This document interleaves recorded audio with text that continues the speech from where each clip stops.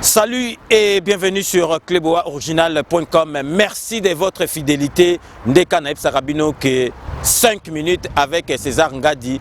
Tout le monde est d'accord et il en restera ainsi pendant longtemps. 5 minutes, il y a les lots Ndeka Boebi que 5 minutes, ils ont un sujet belé. Donc, tout la kabasije dans le mbango surtout il y a 5 minutes et ça na nuemate donc bateau batala 5 minutes ba bandela kango kutu parce que sur la 5 minutes Ndeka Boebi basa nuyaka jamais et l'obéleza na vitesse na ndeng moko ya kosakana te 5 minutes il y a les lots na ko banda yango pour na koloba vraiment na comprendre les lots penza à partir de l'élection. Il y a présent Félix Antoine Tshisekedi Tshilombo que Congolais, biso ba Congolais, tozali vraiment motema mabe. Motema mabe mélangé na kindoki na likundu. Donc vraiment, nazali ko comprendre est-ce que eza vraiment normal que ma finga oyo to bandaki ko finga wande kanambe kana chien to bandali susu ko finga ngonde kona biso mwana mboka combattant kinois oyo azule le pouvoir. Et ça normal te bino moko bozo monaka ezali normal te parce que to lingaki kanambe alongwa na pouvoir congolais aya biso moko toluka solution entre biso mais sikoyo et salami ndengi tolobaki et salami pe na niveau ya likolo mais congolais motema mabe congolais préféré aka asalisa monguna étranger qui asalisa ndeko na ye moko bozali ko mona ezali ko pesa penza mawa na motema mais boyeba ke César Ngadi na 5 minutes akotika makambo te donc ngana zali wana pona ko zongisa ba congolais na nzela pona ko teya ba congolais donc ngai nazali awa nazali ko sala ko pesa cours neti na période Mobutu bana o bazali batanga na période Mobutu ba ebi cours moto zali na comme nango éducation civique donc ngai nazali ko sala rôle wana parce que na ko lembate parce que na moni soki na tiki ezali pasi na mawana motema parce que internet ekendaka na lo mbango moko ya kosakana te donc toujours se retrouver batu mususu azui téléphone na ye asali direct na ye donc ezana sensibilité azali koloba makambo moko ezali ata na tina te donc mentalité na biso ya ba congolais ezali po esila ezali pasi donc yango na bozomona ke tâche ezali makasi na président de la république na biso azali wana ezali facilité et puis congolais azokanisa makambo nyonso kanamba asali pendant 17 ans 18 ans et kolongwa kaka au bout ya 1 an ezali ndenge wana te vraiment na congolais oyo azali kokanisa ke kanambe azali lisusu président de la république en mboka na biso bazali ko se tromper d'ailleurs nazali ko tiela bino élément moko boyoka honorable Zakari Bababaswe oyo alobi concernant pouvoir na mboka na biso ba oyo bazali na doute que kanambe azo diriger lisusu mboka te boyoka oyo Zakari Bababaswe alobi. C'est ça populaire, il faut que le rappeler populaire parce que soit tu balinga facile et bote babilo musu sur mike za poyom to salango tu reconnais ça oui amende qui journaliste oya pena na film ko ta banda kuna ti e boti le pas chroniqueur ko ba chroniqueur sur internet le pe bimé ça pour batala le chat ça ba c'est donc complexe français long utazali libre le pandé na linga lancer l'émission de la liboso que faut me traiter kabate ba wana ton dimanche comme on a populaire autant on l'appelle bandila oyoka pe ba masolo donc ba bolo ba ke fachi azane kaka étiquette c'est ça ex-président abiso Joseph Kabila mutu azo commander tilelo yoko lo bani na makambo c'est que ba yebi na makompe Kabila ngote na minute ogo niveau Kabila fani nye roboya vous comprenez. Les hommes qui dirigé Mboka, ezali Félix Antoine Tshilombo Tshisekedi. Saisissez l'occasion, conformez-vous, comportez-vous comme tel. Pour Joseph Kabila n'est pas moi muki on a yebelié. A côté la mutute. Vous comprenez? Oh, il y a Fati Basolo li. Oto Basolo là. Yonanga to ebiti. Vous comprenez? Totika bilobela. Totika soki makamuni wana. Mboka to na pour ça peut évoluer. Et celui qui dirige le pays, c'est Fati. Locomotive ya mboka. Locomotive. Eza Fati. Locomotive européenne a 1000 wagons. Vous comprenez? C'est-à-dire que Parlement on est retourné dans la FCC. Ils ont un wagon. Locomotive, c'est Fati. Ceux qui peuvent. Locomotive, wagon comme un kilo. À 4 Le président peut dire. Nakanisi bolandi oyo Zakari Baba soye mora lobi a melima na mundokote a lobi ba oyo bazaki di baba zo kanisa ndenge wana ba changer boule et puis ba tuna ki lisusu question concernant ye moko nakanisi vraiment ba médiocre ba misusu baza ba médiocre il faut bazwa sincérité ya honorable Zakari Baba so nakanisi azali ye moko mutu oyo asala na pouvoir kanambe azali kondimake non basali échec bazwa quitté basala quitté yango wana bazali susu na peuple congolais te donc boyoka question batuni Zakari Baba so passage na na parlement na makambo mboka botala oyo alobi batu mususu pe bazala na courage oyo basalaki na kanambe batika musala parce que ezalaki échec boyoka Zakari Baba so oyo alobi. On doit reconnaître que Nandenge va passer une confiance qui est le côté salami côté donc 5 chantiers le côté même de changer il y a on a la Kabila Talibanda toi équipe mongo il y a on s'en appelle ba muso toi équipe mongo pour s'appeler na courage pour ya rovanda pour tirer la Fati na bato ayi na bango sa musala pour biso na bino ngana bino donc président na biso Kabila ngai na bino to échoué. Si on va démarcher, nous allons beaucoup de ministre. Pour ça, Souni. On peut s'appeler Fati, il y a un bateau, belé moko. Bateau outi poto. Mettez-moi dans l'hôtel. Ba combattant ba outi États-Unis, ba outi Canada, ba outi France, ba outi Belgique, Europe mon basé bilan, ba yipe misala. Tout ce qui est ba outi basala. Yé moko président la terre, asko 4 na biso bateau équipe. Pour équipe Europe là. Mais 9 fois na, ba na médiane, ba na médiane moko ba passe bien. Équipe est polie, mais 9 fois on va passer. Si on suit balé, on sentit que non, en tout cas, l'équipe est polie, mais numéro 6, on a numéro 3, on a un danger. On a ce que, comme ce que Félix Antoine Tshisekedi, chef de l'État, on a une équipe, on a imposé et le moroté, et puis on a le président de la République, on a bangoté. Baza populaire à Tamkete. À Tamorote, à la descente sans bongo. Vous comprenez? Il faut que on a pour aller au moins 400-500 personnes. Donc, on a un bangote, base en courage de Kolangai, to kokite, on a permis de faire un sala avant. Pour avant, comme un député, on a un sala au sala. Qui n'est pas na zone on a renforcé avec aide de la banque pour continuer musala pour servir la population dans notre yebi. Avenir politique na yo moko kati na yo au préférence on a nos chaînes na yo ba TV na yo ba activité na kala. Non na ki na mandat 5 ans na parlement. Ça mandat. Mais directive ça à vie. Pour directive ça ngai ça à vie. Le nom président Fati Pakolo ba non na saka na nommé ministre. Vous comprenez? Donc, on a sali sous mandat, on a servi pendant 1 année, 2 ans. Sur Monique, non, ça a sali 2 ans. On a changé, on a changé. On a zone sous l'activité. Pour dire qu'il y a une pension. On a pension, on a une pension, on a une pension, on a une pension, on a une pension, on a une pension, on a une pension, télévision, on a une moko. Télévision, il y a une moko. On a un franc à zate, à part le kino, on a un émetteur. On a beaucoup de raté. Bakino va sobelanga émetteur. Mais au etikali ba démarche administrative ba makambo belé belé ko za mikanda ko za fréquence na sala ngai moko kino kaka na cadre ko remercier ngape na on a sala si ba plaisir belé ba sobelanga émetteur. Pino moko bolandi donc Zakari Baba c'est vraiment tous allez ko féliciter na sincérité na parce que c'est pas n'importe qui oyo azalaki politicien.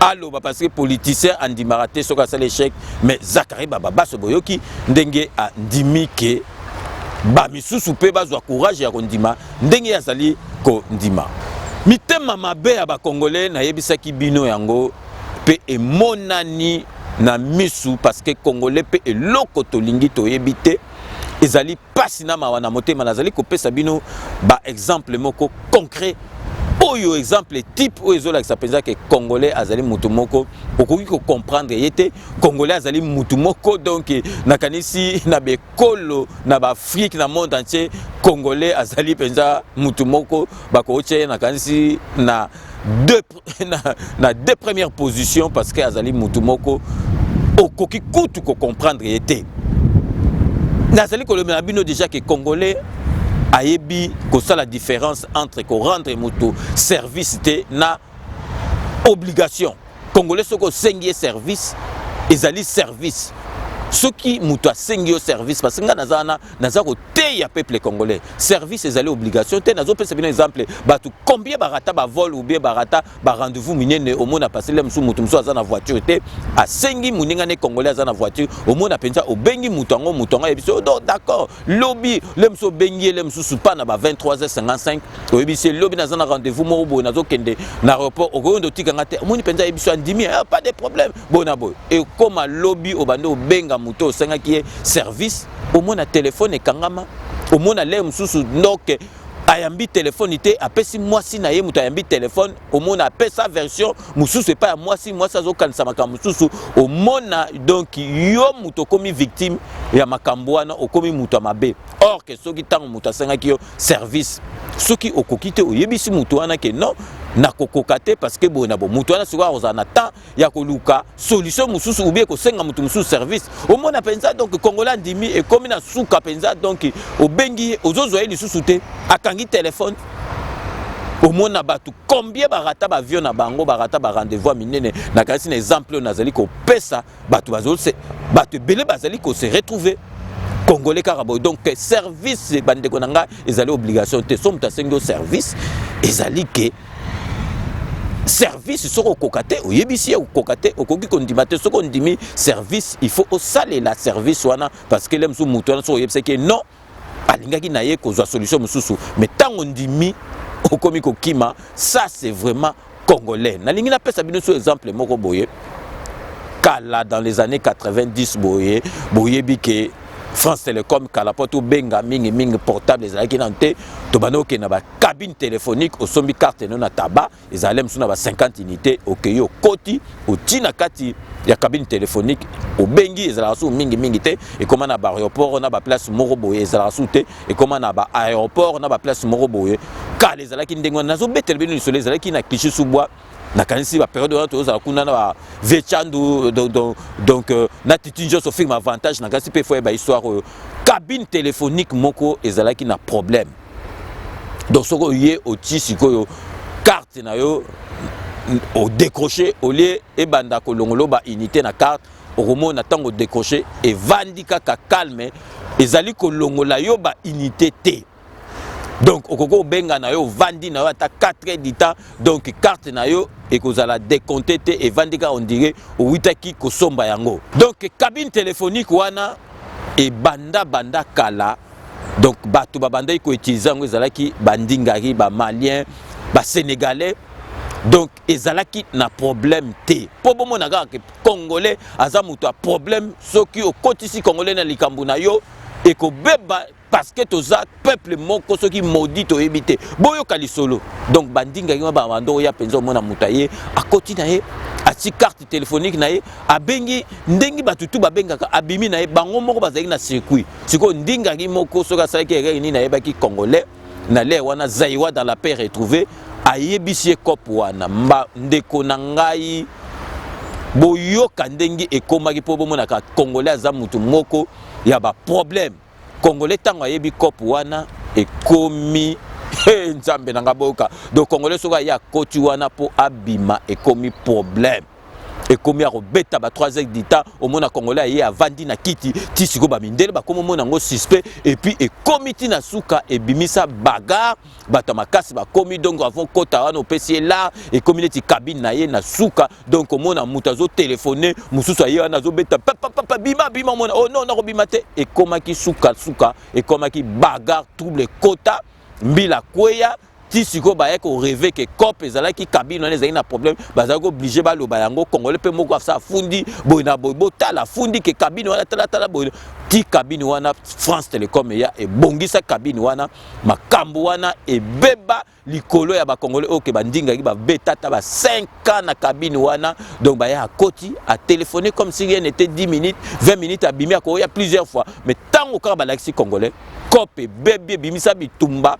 batu bakomi ko ya ko vana na kiti ba beta donc so yebise bimanga na benga bi téléphone ngo yo kabila ngo yo na ko bimate komaki trouble pona la sabino kaka ezali entre parenthèses pour omona esprit ya ba congolais bazali batu moko to yebite tozali ko monango to lingaki nyangala kata ya kanambe akenda kei sikoyo tozo ebeloko to lingite to komi ko finga mwana mboka oyo ya biso abundela mboka wana papa na ye moko babundela mboka pendant une trentaine d'années mwana wana azui pouvoir azali kinwa neti biso azali na souci ya masolo neti biso mais tozali d'accord te tozali ko comprendre te eloko nini tolingi donc siko ekomi kaka César Ngadi soka lobby ou bien mutu mususu lobby na mutu vérité donc siko po bandima yo il faut la contre président Félix Tshisekedi donc ozala na contre ozala contre-ye, ozala failli lutter côté kaka ya président de la République actuelle au commis donc au muluba problème au yo César Kutu tiko chamunoko kende na okaka kozwa poste lelo to monike venanga Jean-Claude Mvwemba député azali côté la muka atiki la muka lobby ezali na logique te ke abundela mwana mboka oyo azui pouvoir ye akoki kobundela mwana mboka azui pouvoir te il faut tia maboko botala ndenge bakomi kofinga venanga Jean-Claude Mvwemba or ka sololi masolo oyo batutu bazala parce que ça la sens te Fayulu aza mwana mboka Tshisekedi aza na mwana mboka moko na bango azui il faut to sepela siko ekomi kaka ya César Ngadi kende na mboka kende kozwa poste na yo parce que mutu soka ko lobby vérité ekomi ka ndengona est-ce que président de la République azali kuna a commis distributeur automatique des postes donc et comme il était distributeur de billets au côté au carte ba peso poste donc bino bokanisi makambutu ka ekomi kaka poste sur le vérité poste donc pour bon monaka esprit à congolais akoki ko salela mboka na été sans intérêt na sima donc ce congolais comme le bakali kambu azo boulé kaka ke ba ko récompenser donc bozo monaka au lobby vérité et komi kaka o César Ngadi kende ozo poste ozo zilani ozo sala nini donc ngai kutu boyeba ke boko lemba ngai nazana bino 5 minutes avec César Ngadi ozo sala mboka nazo zongi sabino kaka so boke mupanzi na zongi sibino na kolemba bino te na yepsi bino kenga nazo pesa bino éducation civique o to bandoko yekola na période Mobutu boko lemba ngai parce que et komi rôle na ngai parce que ezali makambo moko tozali ko comprendre te peuple congolais soki ezali nini na lingi so na tie na bino bota la vidéo moko boyebi ke réseaux sociaux ezali place ba congolais au lieu to utiliser réseaux sociaux ndengi be kolo mususu ba utiliser ngo parce que ça outil moko informatique ya bien biso to koma na place ya ko créaka ba n'importe quoi ba biloko moko zangati na boyebi période moko to le cas balobi ke au major moko boye azu soki meeting de pa ya kanambe na kingakati balobaki ne makambo ordre ndengi Félix Tshisekedi président pesaki alingaki kotosa te bino moko boyoka ndengi général Kasongo oyo a remplacé ki Kanyama ba tunie mituna wana ba bengi pe major oyo bazoko sele makambo bino moko bolanda oyo alobi et puis yazali militaire soldat policier ba tunie pe siko est-ce que bino bozwaka mitinde côté mususu boyoka ndengi a sasoli ndengi a lobby vérité a lobby bateau bazali distrait bazali ko kanisa ke tozali kozwa mitinde place mibale ezali ndengi wana te président de la République azali moko Félix Antoine Tshisekedi bino moko boyoka Général Kasongo oyo alobi na micro ya ba collègue nangai na Kinshasa. Je pas jusque là ma preuve égalité mais ils ont créé la tension c'est à battre. Il y aurait nazo pesa la supposition et ça la commandant ya Gombe mais major Roger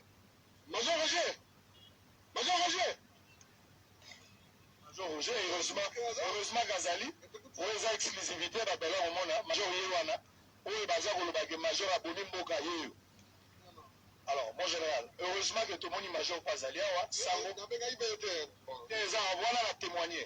Vraiment, major Azoleka, c'est tellement major de Moussala, la bureau, ça n'a rien à voir avec les arrangements. Je suis libre de témoigner en tant que journaliste et témoin oculaire. Mais précision, la rien à voir. Major va accuser jour événement et ça qui a fait élection à gouverneur de la ville province à Kinshasa. La mission de la police permanente a encadrer les incidents qui selon l'information. Je ne confirme pas. Il semblerait que le major a tenu des propos maladroits à l'égard de Bakondi, actuel Bazali Kolobake.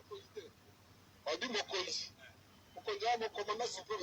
Chef d'État, commandant suprême, M. Félix Tshisekedi, président de la République. À tenir que hier, j'aurais ordre pas ancien président de la République, Joseph Kabila, sénateur à vie, à ce pas Félix Tshisekedi, car il a été nommé. Je crois que d'abord, confusion, les alliés Makamouan, les alliés Makamomoko, les alliés Makolezani Motu. Je suis commandant, je suis conscient. D'abord, on a dit que Major Bosco, alors qu'il y a comme les Bosco, 2 ans Roger. On a dit Bosco. Il y a pas Azaki Kounate. Azaki na place assemblée, na ordre opérationnel Azate.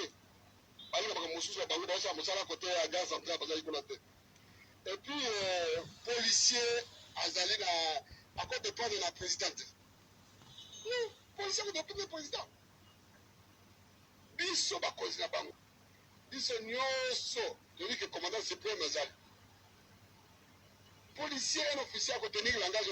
N'a pas dit que que, dans la preuve, car même le fils qui voit naïe, tu peux pas voir, même voix kaka soki ata elongi ya te tokanga ye tokotina nti toko akozala sanction akozala nume révoqué et puis condamné wana eza bacomputation moni bato soki basali mabe bakangi bango tokangaki bato basalaki mbulusu wana toki bango baka mfungula tolibelaki bango na pokwa ezaka mpona trouble ordre public tokotika te babibisa mituka bato to bamene wa tokangi bango toki naka mfungula donc basambisi bango na pokwa toki bon ça va élection eki bien malgré ma bonde baoke totiki bango donc bakangi bango batie na kasho baoluka esko problème na commandant wana lokola commandant ya sali ya place wana commandant wana colonel ye kuna ezalaki na ista colonel bosco ayaki na ista ayi na ista parce mokulu moko ezalaki ista bato ista na bato ye ese okaki makambo wana motu moko étudiant moko ya ista akufaki na babituba na bango kuna azobi akende koatake ye ese c'est pourquoi ye azali kuna azali kutu place wana te alors bakoeza bapolisier nini oyo bazalaki wana ata mai moko nazalaki wana nani na kati ya sante soki otala bilili omonike nazali na kati nazali na kati libanda natiaki disposition na ngai bacolonel p3 komala adjoint na ngai colonel achille nzomona azalaki wana mais quel est ce policier là même pas major même oyo ase akozwa courage ya kotenir la ndenge ndenge wana non ezali comportage ezaka bato bamoni loka bakangi bango bacrée ma problème pour tout ça, si ça vous dit tous. Bango batanga major Bosco. Alors que chez nous, il n'y a pas de major Bosco, il y a un colonel Bosco qui n'était même pas sur place, qui ne peut même pas faire de telles choses. Major Yoyo, bon, vous avez la question de major d'enfant. Oui, bon, vous avez beaucoup de temps. Alors, bisous de Romy Nasugana, yo, le commandant suprême, commandant toujours ça, commandant suprême. Est-ce qu'il y a combien de commandants suprêmes dans Moko? Tous allés dans le commandant suprême, c'est comme Moko, chef de l'État. Son Excellence Félix Antoine Tshisekedi. Tu vois, mais mon commandant suprême, même si tu as la commandant suprême, tu as accusé que tu as posé la parole de Kingakati, tu as faux fouillant. Non, de Kingakati, tu as continué. L'ancien chef d'État de la République, M. Joseph Kabila. Après, ça va ordre de Nini. Tu as la président Moko. Après, ça va ordre de Nini, tu as sali à Kingakati.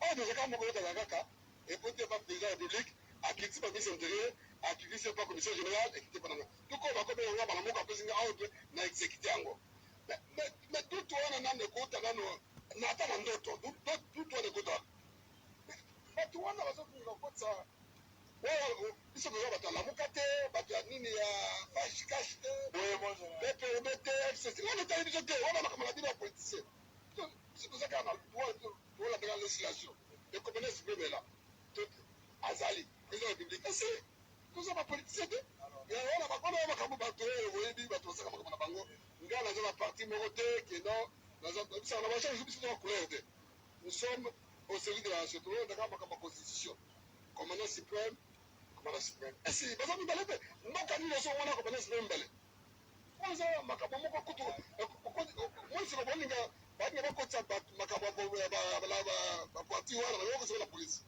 c'est tout ça de la politique. Voilà, bah, tu vas juste préciser. Tu as su que ça, tu as un major en apartheid.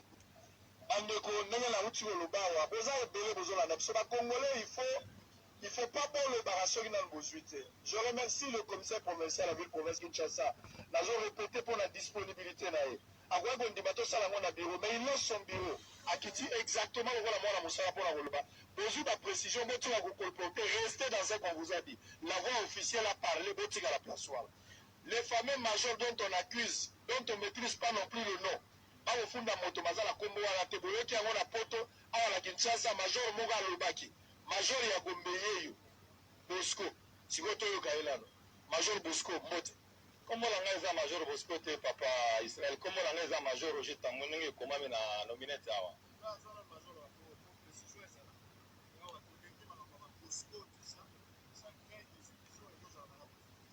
occasionnellement tokutana esika général azali lelo ozali conscient que bato bazoloba makambo na kombo na yo ezolekelanga mingi kutu d'abord na ordre de service unité na biso ezalaki te biso tozalaki esika bato baza kosala mombulu na niveau ya gare centrale mpe na niveau ya restaurant ya Kiros nde esika tozalaki mpona koempêche bato oyo babanda kotomboka mpona makambo ya sous-traitance kuna na niveau ya assemblée provinciale baya chaîne ya télévision ezalaki kuna nga nakomaki même pas kuna te mpo tozalaki répertorié na ordre de service te.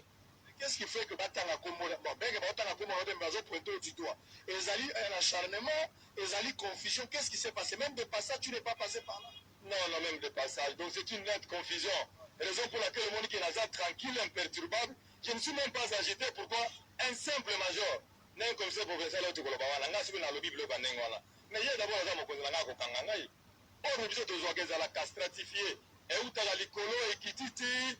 Même il y a un ordre de sa ordre commandant commissariat urbain ni APC biso mon commissariat biso n'engagé la donc commissariat biso ils allaient ordonner et archiser donc wana ezanga été aux certifié que mon général atikala continue na mosala esika wana te oyo bato bazoloba eza ba distraction politique ya ba militant wana bazolinga kokotisa na ba biloko ya ba politique onga na kokota kutu te mokonzi moko ya lobby ngai abengaki ngai te ngala oti koleka nasala mosala na ngai po awa bato bayaka avant mpona kolongola bazalaka bazala système ya koparke awa mokonzi apetisaka yango omonaki nga moko nayaki mpo na réglé circulation mpona koevite embouteillage eza ngai te nkombo na ngai ezaka Bosco te nkombo na ngai eza Roger Tambo nde nkombo na ngai mpona kokoupe court peut-être bato bazomona ke tozozanga kotuna question wana mpona yo commandant suprême nauti kotuna yango awa commissaire provincial commandant suprême oyo yo okoki kozwa ordre po mon général alobi de la même manière président akoki kolandela hiérarchie akoki mpe kobenga ye mbala moko de la même manière mpe chef de l'état akoki mpe kobenga yo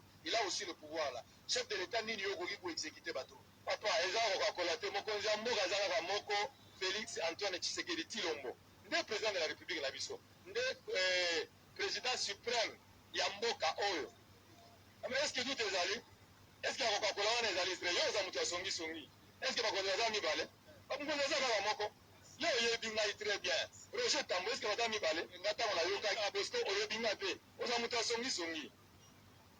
Alors, to conclure le débat, commissaire provincial, il y a ville provinciale ya Kinshasa à lobby. Yo vani na ndako na yo tika français, tu ne maîtrises rien, monsieur. Le commandant a expliqué, a passé éclairage dans la question. Il n'y a plus de questions par rapport à la ville à Kinshasa lelo. Toutes les questions, ils ont abordé, il a donné la lumière. Soko yebite Tuna, le fameux commandant de la Gombe dont on parle, Nana Yebiye, comme on a Roger Tamboué. Ici, on l'appelle Bosco qui n'a rien à voir. Totika colportage. Il y a PC Nanzela observé mes deux commandants à Pessio. Colonel, commandant cette urbain, commandant Bosco à Kalfumula. Il y a un lieutenant colonel. Voilà, peut-être que c'est la confusion, la combo, mais on saura ce qui réellement. Donc je pense que l'éclairage est allé. Donc binomo bolandi général oya lobby donc collègue nangwana tunie mituna oyo batutu bazali kotuna parce que batu ba côté distraction oh donc kanambe azana sima yemtazo pesa donc bon yoki binomo général oyo azwaka sécurité ya kisasa oyo a lobby na kanisi congolais botika distraction na émission nanga oyo lekaki na yebisaki bino donc congolais to tika distraction président de la République azali kaka yemoko donc bateau bazali komona o César Ngadi a changé maloba César Ngadi comme lo bandé mususu na yebisi bino 5 minutes boula 5 minutes ezali ngai mutu na salango boula 5 minutes ezali ngai mutu na salango koma bino congolais musala ne ako boule koleka mukolo boule siko yozo boule ke ngana changer maloba par rapport à quoi parce que ngana yebi ndengi ne bandeli na bandaki 5 minutes makambo na bandako loba na kanisi bato balandanga boko ipe ko zongisa be mission nga bomona ke nazali objectif na makambo nga na lobi siko bino bula ngo eza ngai moko bino siko bozo bule ke na changer maloba pas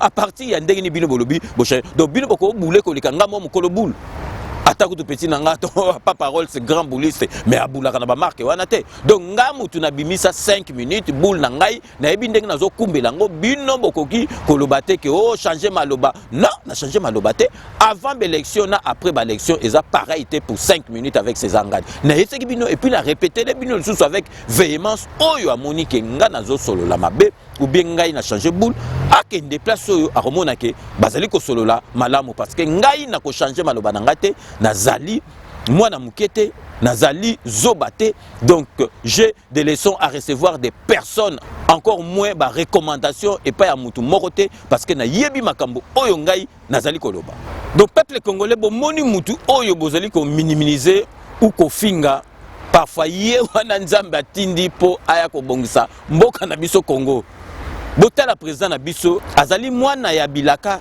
botala kaka betaka basket te mais botala aza mikolo yo na este ya mboka akendaki kotala école moko privé ya mwana mboka moko asala école oyo bana ba yekolaka kobeta basket misu bakendaka pe tina ba États-Unis d'Amérique botala azui kaka ballon ya basket bala basket a beti a type panier du premier coup.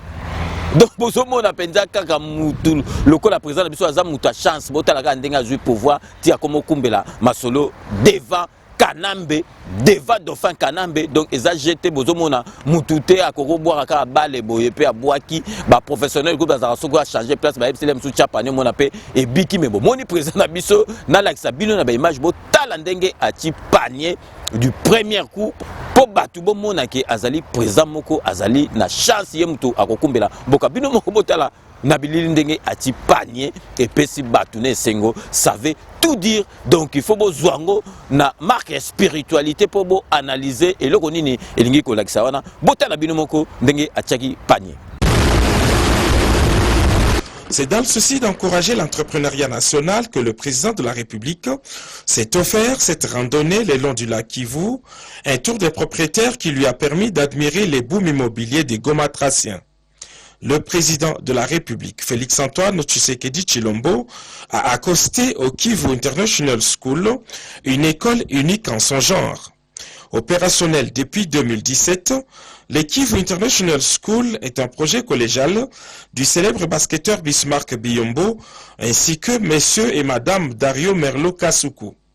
À l'instar de Georgetown University de Washington, cette école allie sciences et sport. Plus de 1200 jeunes y apprennent la formation classique et le basketball. S'adressant à ces apprenants, le chef de l'État les a rassurés de toute sa particulière attention. C'est vraiment un plaisir pour moi et un honneur de venir visiter cette école et venir à votre rencontre. Vraiment, je vous encourage à continuer sur cette voie. On m'a dit que vous étiez de braves jeunes gens. Je compte sur vous, en tout cas, la jeunesse. Je suis venu ici pour symboliser l'importance que je donne justement à cette jeunesse. Il y a beaucoup de jeunes gens de votre âge qui n'ont pas eu la chance que vous avez. Mais tout ce que je vais entreprendre durant le mandat que les Congolais m'ont donné, c'est de promouvoir ce genre d'initiative et de faire que tous les jeunes gens de votre âge aient la même chance. Ouvert au partenariat extérieur, cette école de Renault a déjà exporté ses jeunes talents au NBA Academy et en Europe.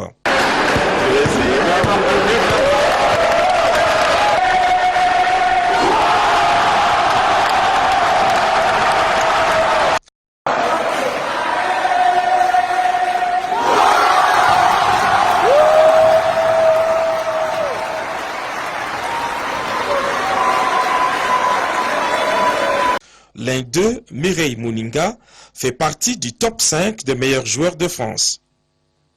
Le président de la République est également allé encourager cet autre investissement qui fait la fierté de l'industrie locale. Érigé au pied du volcan, Nyiragongo Cement exploite la pierre volcanique pour extraire du ciment de qualité supérieure qui défie toute concurrence. Félix-Antoine Tshisekedi Tshilombo a promis de pérenniser cette œuvre nationale.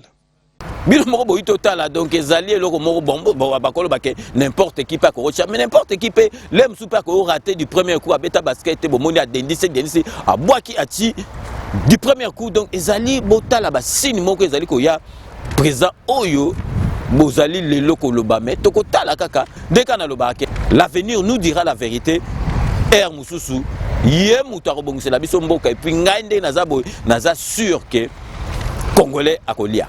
Dès qu'on a l'exabino sous exemple type mususu ndeng na zolo baka congolais motema mabe internet et comment pour na place à créer ba solution bo monaki tango Vital Kamerhe donc abalaki Amida donc Vital Kamerhe o azali directeur ya cabinet ya président de la République apesaki ndengi kuti na biso esengaka apesaki mbongo basengaka pona dot apesaki $2000 mais na Internet, batiaki soki ba $150,000, soki ba combien pour kaka ko créer ba désordre et panzani petala kamere apesi soki combien mbongo ngwa zu wapi akotka mikolo na lingi na lakisa bino ba image bino moko botala ke dot na ye ezalaki kaka $2000.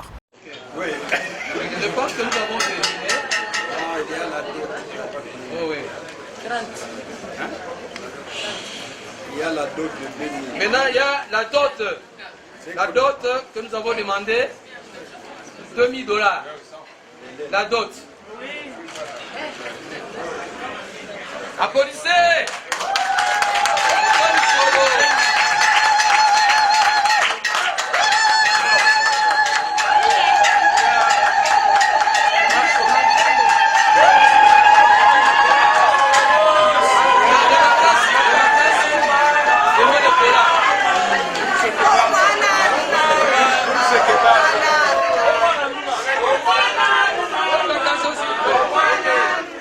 Bino moko bolandi mitema mabe ya ba congolais bomoni esalaki nango $2000 mais ekomaki on dirait soki likambo nini yango donc Vital apesi mbongo soki ndenge nini Vital Kamerhe azui mbongo wapi ekomi polémique donc batu tout ba croire na makambo wana or vérité ezali ndenge wana te donc ndenge nazolo ba pona mboka na biso chacun doit apporter sa pierre à l'édifice. Donc mututu azawana ezakaka président de la République te mututu o azana mayele o azana ba idée il faut ya atia loboko na yepa mboka na biso ekende na musika ndenge bazo yembe la président de la République papa alobaki le peuple d'abord mais ngana zo insister pe lisusu ke boyeba ke papa Tshisekedi alobaki le peuple d'abord mais alobaki pe lisusu ke le peuple doit se prendre en charge. Donc peuple d'abord oui, mais peuple peut bino moko boyeba ke bo se prendre en charge, bo zilate au vandi ke nzamba kosala koyela ngatu zui présent oyo ako landa maloba papa alobaki ke le peuple d'abord parce que intérêt na ezali peuple mais boyeba pe ke papa Tshisekedi alobaki le peuple doit se prendre en charge. Boyebi ke après Lubumbashi président Nabiso azakar na souci pour mboka Nabiso ezala na kimia surtout ba théorie ya est ba congolais bazaka na est bazala calme donc après Lubumbashi président Nabiso akendaki na Kivu donc na est kuna akendaki po kaka na ko vanda sur place asalaki ba réunion po makambu ke souci bato bazala côté kuna makambu wana ya ko bomba batu ya banini esila donc nazali ko lakisa bino na ba image botala ndenga komaki na batu oyo ayambaki na ndenge atamboli na est kuna toujours na souci ya peuple na ye.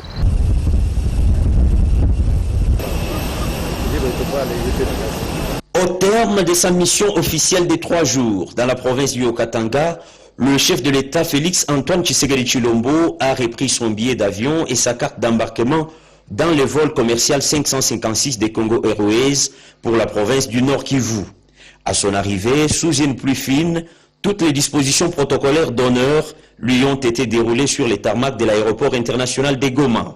Autorités civiles et militaires élus nationaux et provinciaux, ainsi que les forces vives locales, sont venus saluer sa première visite officielle dans cette province, mais aussi témoigner leur attachement au président de la République, Félix Antoine Tshisekedi Tshilombo. Le chef de l'État, Félix Antoine Tshisekedi Tshilombo, vient s'enquérir personnellement de la situation sécuritaire et sanitaire dans la province du Nord Kivu, particulièrement dans les Grands Nord. Lors de son dernier séjour américain, le chef de l'État avait pris des contacts utiles pour éradiquer la maladie à virus Ebola qui sévit dans les territoires de Beni et Butembo.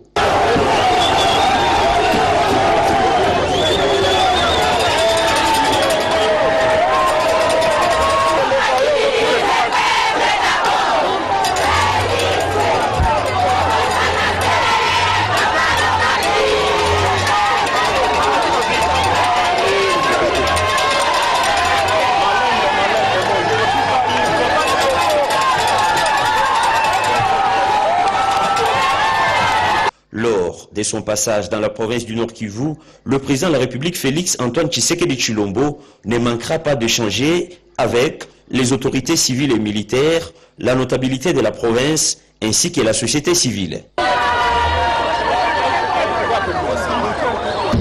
Nationaux et provinciaux de rencontrer son excellence monsieur le président de la République pour la première fois. D'abord, nous avons tenu à lui adresser des félicitations à l'occasion de cette élection, mais également faire un état de lieu en quelques minutes de la situation de la province de Nord Kivu qui est devenue par défaut majeur, notamment à l'insécurité généralisée, due essentiellement par les ADF du côté de Beni, les FDLR du côté du sud de la province, ainsi que les groupes armés. Et le deuxième fait important et marquant de la province, c'est la maladie à virus Ebola qui sévit dans la partie nord, à savoir Beni et Butembo. Et là, nous avons reçu un engagement ferme. La paix dans les Nord Kivu reste la priorité de l'action du chef de l'État. Tous les acteurs sociaux et les partenaires traditionnels de la RDC doivent s'impliquer réellement pour mettre fin au cycle de violence. C'est le message que le président de la République, Félix Antoine Tshisekedi Tshilombo, a transmis ces jours à la représentation onusienne du Nord Kivu. On a parlé de la situation dans le Grand Nord avec le problème ADF qui est peut-être la situation la plus préoccupante. Et je crois qu'on a un très bon échange sur ça et surtout cet aspect de coopération. On trouve une solution définitive à cette menace. Nous sommes très déterminés et je sais que le gouvernement est aussi déterminé. La mission MONUSCO veut en fait quitter le pays et le plus tôt possible si c'est possible. Mais pour faire ça, il faut qu'on travaille ensemble en coopération sur les aspects sécuritaires, mais comme je disais, sur les aspects de stabilisation et de développement. Et on est prêt de faire ça. Chaque fois qu'il y a un conflit ou une zone qui est toujours en conflit, on est préoccupé, bien sûr. Mais on voit en même temps des opportunités qui existent maintenant. Puis les élections de l'année passée, il y a des groupes armés qui ont indiqué qu'ils sont intéressés de rechercher la paix. Donc, j'espère ensemble on peut trouver des solutions, surtout des solutions localement, pour retrouver la paix dans ces zones. On va essayer, on va travailler sur les orientations du gouvernement. La est appelée à s'investir davantage pour mieux jouer son rôle de maintien de la paix. Donc peuple congolais Bolandi, donc président Nabiso azali na souci koleka Kanambe mutu mokota ko kolobake Kanambe akoza na souci ya mboka koleka président Nabiso actuel parce que président Nabiso actuel azali mwana mboka azali na mboka na ye akoki kolinga te bandeko na ye ba souffrir yango bozomona ka soli kambo président Nabiso se déplacer accueilli sur place. Donc vraiment yango na lingi koloba ngai na loba jamais que batu tout bazalaka na sima Félix Tshisekedi mboka nyo surtout ezalaka na opposition mboka nyo surtout ezalaka na deux camps côté à pouvoir na côté opposition. Donc tokoki ko critiquer, c'est normal de critiquer. Dès qu'on a le baraqué, tokoki ko critiquer mboka na biso, mais tous na ba critique constructive. Et ça la teke to la muki to komi ko finga, to banda ko finga président otoza na ewana to banda ko finga ndek to banda ko finga Kanambe bo moni keza na sens moko te. Donc na lingi na la sabino lisusu bota la président na biso azana ranking morote président na biso azali mutu moko donc vraiment motema malamu donc akei na Beni bobi ke na Beni kuna ba te belé ba votaki na côté ya Fayulu ye a komi wana ba moni bango mo ke président oyo président to kanisa ke ya awate mais ye alobaki ki azali président ya peuple congolais nyos o elekaki na vote et si eleki aye wana bato beni bazo senga ye pardon a lobby makambo ke bozana tina ya kosa yanga pardon te ezalaki acte moko démocratique bozana droit ya kolinga muto bolingi te donc bakamwe donc epesi bango na courage ba moni penza ndenge nini président to kanisa kele mso ko ya awate boyoka ye moko oyo lobby na population ya Beni concernant ndenge aye wana basenga ki pardon na lingi na senga bino kwa liboso na lobby ezali na tina te bosenga pardon tozali na kati ya démocratie eloko bosalaki ezali expression démocratique tozali na liberté ya kolinga to ya koboya candidat oyo aza se présenter na miso na bino nakoki kokangela bino kanda te po bozali bandeko na ngai batata na ngai bamama na ngai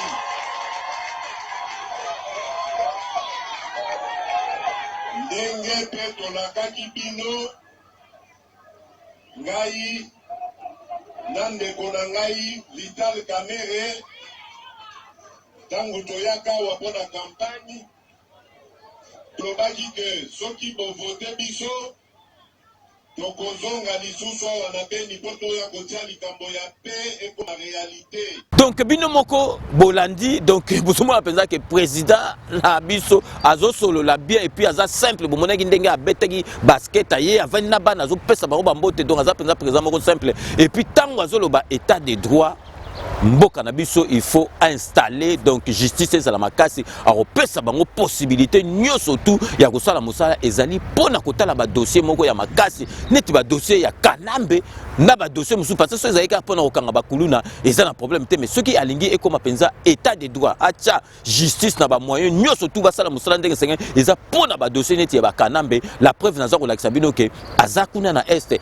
ayambaki ba parents ya soldat oyo ya oni oyo Kanambe bomaki me balingi siko bazwa penza preuve ba mema yango tinda suka po Kanambe bakanga ye Kanambe nde boyebi wana kozwa masolo na mbunchu tona diko seza kutu jete akokende na CPI ba parents ya mundele wana ya soldat wana onisien wana bandimaki te ke président kokolanda dossier moko promettre bango ke azolanda dossier wa tinda suka parce que bazali na ba procès en cours donc ayambi bango solo na bango parce que président biso bato ba yebi ki aza motema boboto donc bolanda déclaration oyo ba parents ya soldat wana akufa oyo ba bomaki na Kanambe oyo ba lobby donc et koti bango na motema na acte président sali. We are grateful for the privilege of meeting the president and his staff.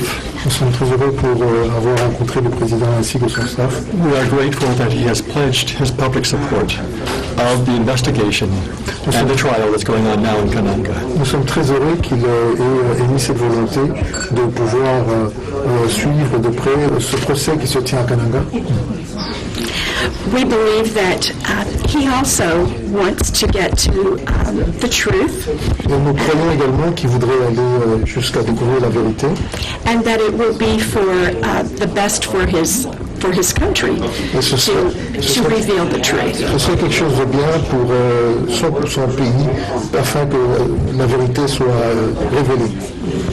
He was aware of what happened and where things are in the trial, and we appreciate his knowledge. Nous avions apprécié le fait qu'il était au courant, au fait de ce qui se passait au courant de ce procès qui se passe à Kananga. Our son gave his life for the people of Congo. Notre fils a donné sa vie pour le peuple congolais. We want peace for the people of Congo. Nous voulons la paix pour le peuple congolais. Reconciliation. Nous voulons la réconciliation. People have what they need. Que le peuple ait ce dont il a besoin. And we've appreciated the president's words about national reconciliation. Nous avons apprécié le fait que le président parle de réconciliation nationale. Our son would be very happy to know that that's the direction that the country is moving. Votre fils serait très heureux d'apprendre que c'est dans cette direction-là que le pays, la RDC, est en train d'être mené. bino moko bolandi parce que tozana ba donner ya bien omoni pour défendre mutu bien pour le bamaka moko ya malamu il faut ça na ba donner moko bien yango no bomoni que 5 minutes avec César Ngadi na kotikaka jamais batuba lo ba n'importe quoi ba bebisa makambu or que ça chance na biso tozui présent oyo azali congolais oyo azali étranger te wana mutu tout aza d'accord mais peuple congolais a commis ko lo baba n'importe quoi yango na ngana epsi bino pe but na ngai ekomi na zo pesa congolais éducation civique donc na yebisi bino ke oyo amoni ke ngana sola mabe na répéter lisusu donc accueilli na côté oyo ye azali ko se retrouver parce que siko ekomi ka soko critiquer Fayulu okomi collabo na ebité soki collabo ngo ekomi ya ndengini donc nazo répéter lisusu ke je n'ai pas de leçons à recevoir de quiconque donc je n'ai pas de leçons à recevoir na mutumoko encore moins ba recommandation ya batu donc critique ezali normal nazali kotika batu ba critiquer mais critiquer yango vani na ndako no ozo critiquer mais obenga ngate polo bananga ba n'importe quoi parce que ngai na obligeaka mutute atala ba émission nanga donc je n'oblige personne à regarder mes émissions sur monique na so la bien te donc au tali côté mususu mais et le que zo pesa ngai sengo que population peuple congolais bazali ko monake ngai penza heureusement il faut nazali objectif heureusement que nazali parce que batu belé babenga ngai balobelaka ngo babi papa en tout cas umela il faut zala parce que soko tiki biso donc na bato yo bandoki oyo bazako loba n'importe quoi vraiment et pesa biso mawana passe na motema mais nazo rassurer susu bato bazali ko talanga o batala 5 minutes ke na ko tika binote na ko tika pe batu oyo bazali ko loba ba n'importe quoi te donc communauté ki ndoki neti motema moko mabe congolais na pesi bino exemple ya ki motema mabe ya ba congolais na lingiso na lobela bino obi ke na France a biso za na Paris bomoni ke avant-hier donc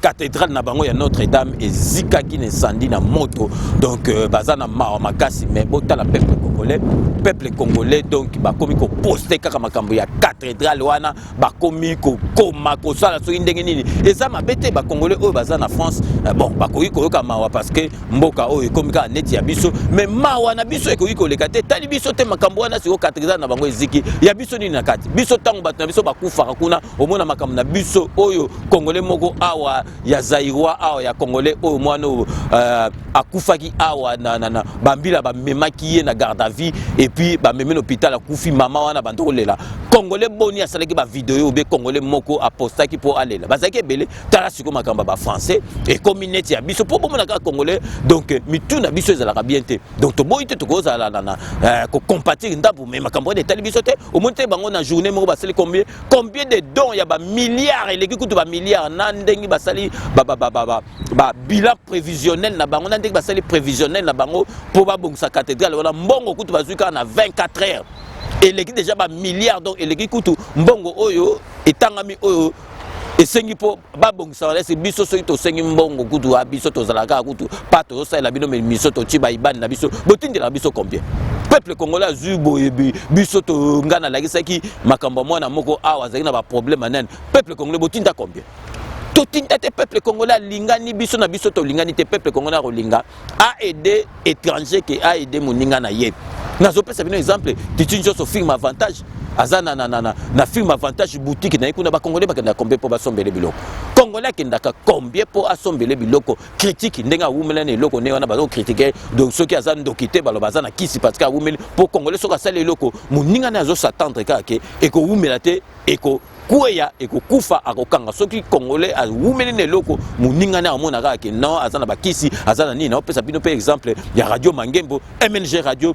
ya Joseph Pululu awumela ba radio o penza ba congolais na France oyo ezali ebelete oyo wumela neti Joseph Pululu a wumela na radio Mangembo suko comme MNG radio mais congolais est-ce que aida kaye congolais azo kama ndenge na wumela olia ya aide bo yango omona ke Joseph Pululu a comment ko préférer ko sala na ye na be kolo musu be étranger que congolais parce que congolais motema mabe a olinga muninga ne apusa na te na pesi bien exemple ya film avantage titinjoso na MNG radio ya Joseph Pululu donc congolais ko lingate ke aya zo espace alingi yepe envoie ma koleka ko tu mukolo bulu Muta sale loko ne bo exemple et belé awa sale exotique hormone congolais royate a okene pas mvuncha okene pas chinois mukula kozanga mbongo aye pa na yo tonga défi a commis client solvable a kimi a commis ko critiquer azozila ke okoya po asekayo na lingi sikona la kisabino incident moko e witi ko salama lelo tozali mercredi donc nazo tourner émission mercredi hier salama ki mardi incident moko salami na parlement na biso kuna na Kinshasa ba parlementaire ba simbani na nzoto ba bundi kutu donc ezali eloko ya kosakana te ezali kaka ba parlementaire oyo ba médiocre ya FCC passé bango bazoka saka ke kanambe mutu azali na pouvoir botala ndengi sikoyo donc ba parlementaire ndenge bazongisi ba parlementaire wana médiocre ba député oyo ya médiocre ndenge bazongisi bango na tana ba député oyo ba yesiko parce que ba député ya mbala oyo kuna na parlement et ozala eloko kosakana te donc ba tikeli bango tante boyo kabino moko des députés oyo ndenge ba raconter histoire oyo ndenge elekaki. Nous avons réagi face à l'arrogance. Nos amis du FCC ont une arrogance inacceptable. Manquer de respect, n'est-ce pas, au bureau. Vous avez tous assisté à son comportement. Un comportement inacceptable. On ne pourrait pas faire passer un tel comportement. Nous sommes députés, l'éthique morale doit nous caractériser. Du moment où un député a manqué de respect au bureau, je pense qu'il doit plus revenir encore, prendre la parole. Et nous allons prendre la parole, il fait croire aux gens qu'il est un député supérieur. On a refusé, il n'a plus parlé.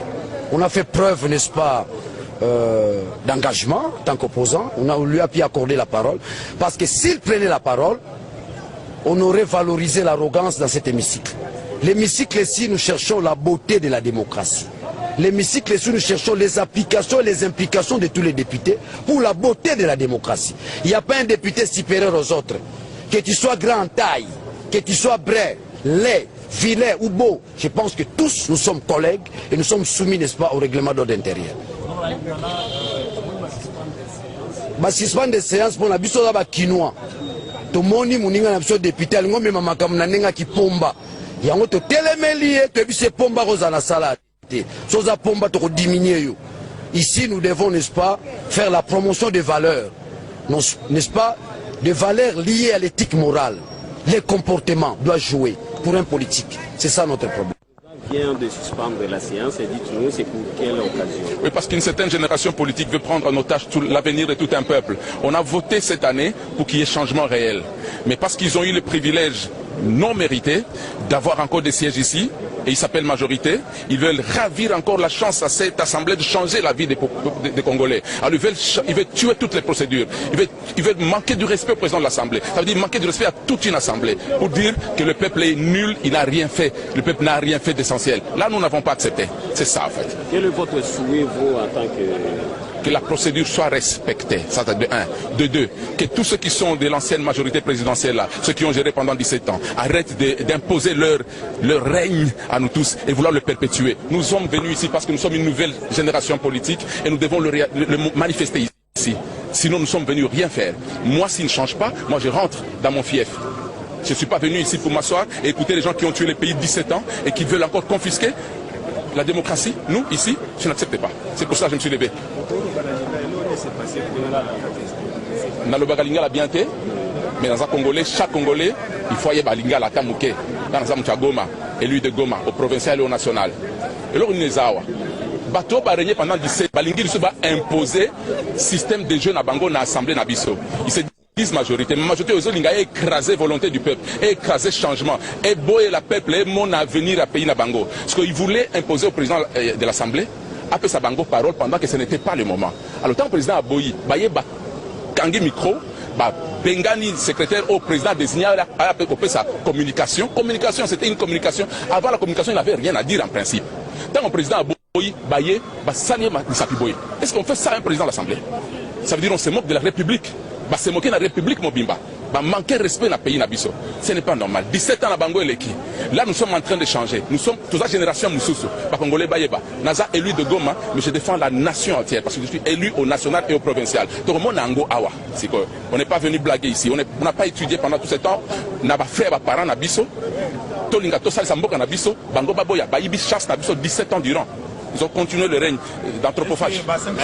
donc bino moko boyi tolanda donc parlement eza ndenge oyo elekaki te parlement ekomi na bato moko baza na baméchant kosakana te et puis bamoni mpenza ke changement esalami balingi bamédiocre wana baya na masolo te boyokaki ndenge Zakari Bababaso alobaki donc président de la république aza wagon ye moto azomema donc na nsima bato et puis soki amoni ke bamarchandise na nsima ekomi misike akoki kokata yango atikali ye moko donc elingi kolakisa ke président akoki kodissoudre donc ndeka nalobaki ke boyeba ke baparlementaire oyo na bato ebele ya FCC bazwa kosepela ya PPRD bazali na joie moko éphémère passé kala te bakosimba mutu bakozala déboulonné bakopakata mbango donc sikoyo boyebi kaka ki nakomi vers la fin ya émission na ngai nakoma na suka émission kopesa remerciement mbote na base na ngai ya 5 minutes avec César Ngadi oyo ezali vraiment partout na kati ya monde grâce à la magie d'internet nakobanda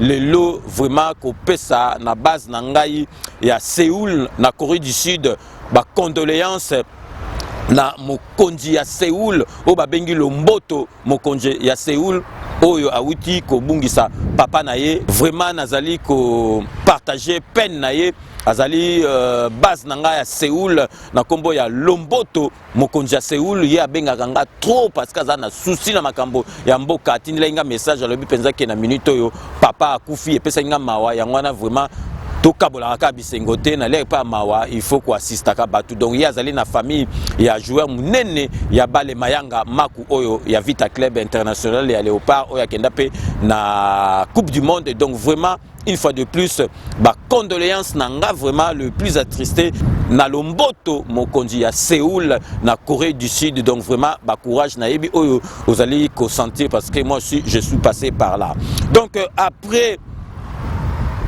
condoléances nanga na Lomboto mokonzi ya Séoul na kopesa mbote na Blaise Bourgeois na kata Bruxelles donc petit nanga Blaise Bourgeois yo na yebike o vandisa masolo me kalate ngana ko yape na Bruxelles kuna toko monana donc James na kati ya Tunis ye penza a vandisa masolo kuna na kati ya Tunis na côté ya Bandibu po bomona ke 5 minutes avec César Ngadi ezali partout donc James na kati ya Tunis mbote na yo de la part ya 5 minutes avec César Ngadi donc na keina États-Unis d'Amérique pour na kopesa mbote na Jean-Jacques Kawaya ye kuna na kati États-Unis d'Amérique avandisa masolo donc après États-Unis d'Amérique na zongi en Europe na Liège pour na kopesa mbote na Gilles Kabanga oh vraiment landaka 5 minutes puis avandisa masolo kuna na kati ya Liège to keina Afrique plus précisément na Zambie pour na kopesa mbote na Bishop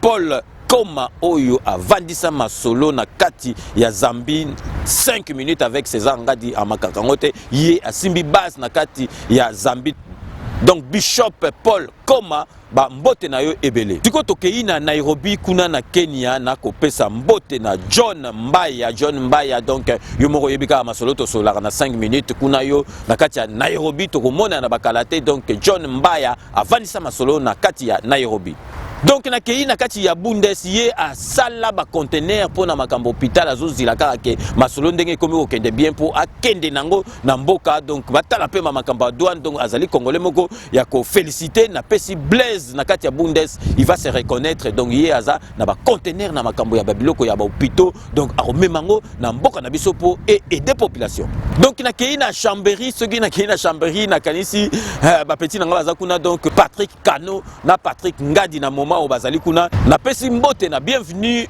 Samba donc yetanga benga na monika azoseka ngabi yozoseka ni na bi talaka la première fois nazo grand prêtre clé bois César Ngadi donc nazo ndimate et pesi nga esengo donc bienvenue Samba donc na kati ya Chambéry masolo kitoko yom to simbi base kuna yokutu tokomona na kalate donc na kati state na pesi puis petit nanga ya parler Josi forme donc ye azali massa ya Pichu Chiku na kati ya Kisasa donc ye penza donc abenga penza na komona nga maya sika donc Josi forme na kati ya state mbote na yo ebele Donc na kesi ko na New York pour na kopesa na Buffalo, donc Jean-Marie Buffalo kuna na États-Unis d'Amérique, Jean-Marie Bambote nayo ebele. Donc sur ces remerciements et dédicaces que je mets fin à cette émission. Donc merci de l'avoir suivi. Je reste très friand de vos commentaires et critiques. Donc n'hésitez pas à me les faire parvenir comme d'ailleurs vous en avez l'habitude de faire. Merci d'avoir suivi cette émission et merci de votre fidélité. Donc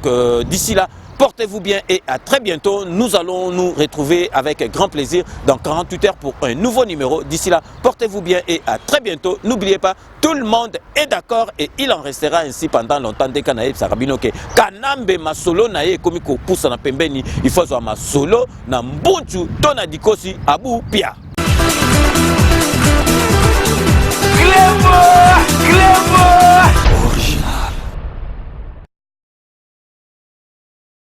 Sepela TV et yena makambu ya sikali susu. O ba chaîne ya France eza na kati. Ba chaîne ya Congo eza na kati. Ba chaîne ya Londres eza na kati. O ngomona makambu ya politique ya sika. O parti AA eza na kati. O parti BB. O CFAIO eza na kati. Ya Sepela TV. Bouquet comme ya muke boye. O tina poche voyager na ngokeno partout lingi. Na bouquet ya Sepela TV. Sepela TV. Mais ma biso n'engozo mais ma biso wana 4K machine ma daka Sepela TV. Bienvenue dans le monde de Sepela TV. Sepela TV est le décodeur qui vous permet de suivre les chaînes du Congo en direct de la diaspora. Moi, César Ngadi, Kleboa, retrouvez-moi tous les samedis de 14h à 16h dans l'émission Rendez-vous avec le Patriote sur la MNG Radio 99.7 FM. Lokuta mokili bandi na mwasi soto zina Bible de quoi Adam na Eve na kosa moninga izana mwasi basi bakosa mibali te mwasi so akosi mobali te ke mobali wana akosa ka mwasi na ye vérité zalaka te yango pe mota comprendre ke mobali akosa ki yango pas kosa ka ye eloko tinda ka biso mingi to ke ne libanda izaka na comportement ya mwasi lolenge ni mwasi so bombola ndako ba réponse à mabe ke basi pe bazama un peu mayele moko ya mabe o benga ba malin mayele ya mabe basi bazala yango pe mibali to bandi ko comprendre mayele ya mabe o basi bazala nango wana neti ebo so alobaka vérité est-ce que ba okosa ete soki azokosa nga pe na okosa soki lokuta eko mokota na amour quelque part basi nde bamemaka makambo wana nga na mama Maria te na moni lo mo abongo nga motema esima te pona nyonga basi msusu pe balingana bakaka ke soko kosi ye andimi na so FCP vérité mona bonne kondi basi bakosa mibali te pona nini bango balingaka biso tokosa bango po bango bakosa biso yango tokosa na basi.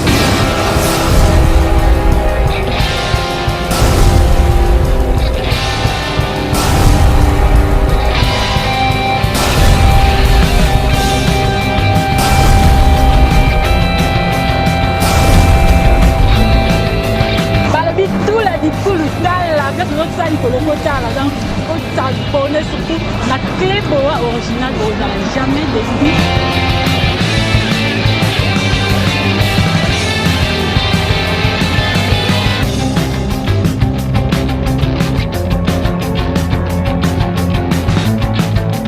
Il y a la lore noire à la bouche de la presse congolaise. Non, c'est la Mikolo, j'étais pété l'eau de l'eau. Pété l'eau de l'eau, on a pété l'amour débat. Amour débat. Par le but, pété l'eau de l'eau.